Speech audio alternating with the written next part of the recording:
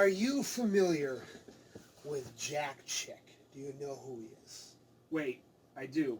You do. But I've had 2 drinks. I'm trying to remember. You probably don't know who Jack Chick is. I do know. No, Wait, I'm I trying to don't. remember. Okay.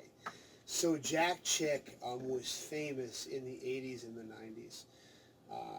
Well, maybe even the 70s and the 80s for writing these. I actually now want to get a collection of these.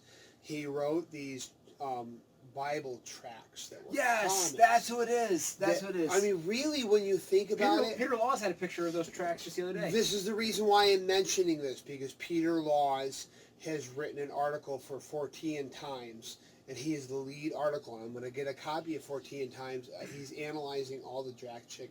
So Jack, for those of our viewers that are not familiar, but those of you guys that may have been raised in the Baptist faith, Jack Chick... Or Baptist in name, except in name. Yeah. Jack Chick was legendary in the 70s and the 80s, and even the early 90s. He was a cartoonist that wrote these Bible tracts that really, for a faith that was anti-horror, especially in the 80s, these were little horror stories about basically if you did not accept Jesus, you were going to hell, or if you liked Halloween, you were going to burn in hell. These things were horrifying, and our church had a rack of these in the foyer, and I remember one in particular about a Vietnam. It takes place in Vietnam, and of course you have the one soldier who's a Christian, and he's trying to witness to everyone else, and everyone's like, "Oh, you're stupid, whatever. We don't believe in your religion stuff."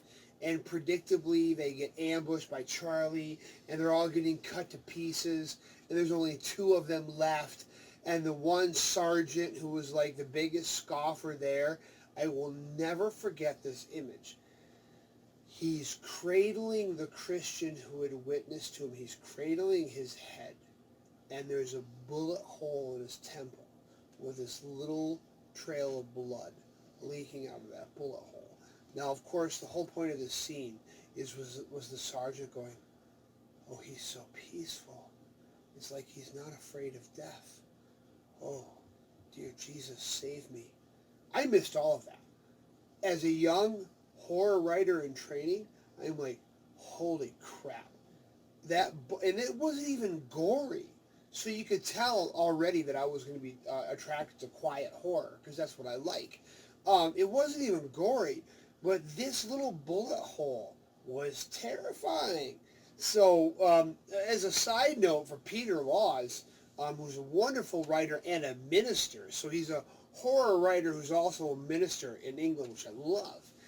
But he's doing an article in 14 Times analyzing the Jack Chick tracks. How did he get all those Jack Chick tracks? What now? I want to find out. Now I feel like this horror cave needs a collection of Jack Chick. I didn't realize I was stuck between 2 Baptists. Yeah, a creamy Catholic center here. No, we weren't Baptists. Well, we're lapsed basically Baptists. Baptist. But I'm sort of Baptist now, non-denominational Christian. Yeah, so. I mean, when you're non-denominational, you're like, we're non-denominational, but kind of Baptist. So we were raised in Baptist. well, I was raised very Catholic. I'm kind of not. I mean, still believe. I just don't go to church.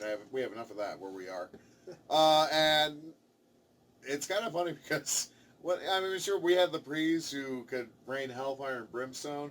Usually about that time, my dad would reach over one of the kids and be like, "Gonna start crying," and crying child, take him out.